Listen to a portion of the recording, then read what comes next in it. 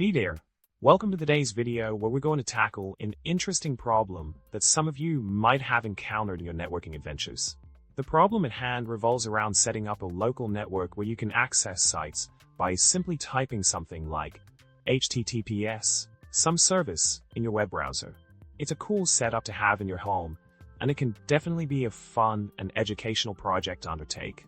So let's dive into the details of this intriguing problem and see what solutions we can come up with. In solving the problem we just discussed, it's important to understand that certificates don't inherently make a site real.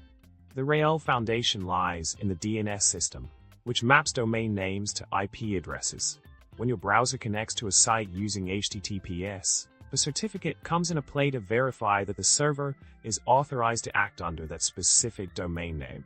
The router, which served as the certificate authority in this case, has no direct role in this verification process.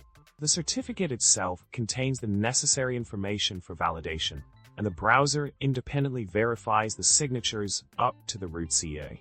It's all about ensuring that the server is legitimate and authorized to use the specified domain name. To sum it up, when it comes to establishing trust in the data transmitted over your network, the focus should be on the certificates and the validation process they undergo. Relying on the router alone to vouch for the trustworthiness of the data would defeat the purpose of having secure connections through TLS. Remember, certificates play a crucial role in protecting against malicious activities on the network. So, make sure to follow best practices in certificate management and validation to maintain a secure environment for your online activities. In conclusion, we've delved into the intricacies of setting up a local network with secure connections and explored the role of certificates in establishing trust between servers and clients. Remember, when it comes to network security, every step counts, and staying informed about best practices is essential. I hope you found this discussion helpful and informative. Don't forget to subscribe, like the video, and leave a comment with your thoughts.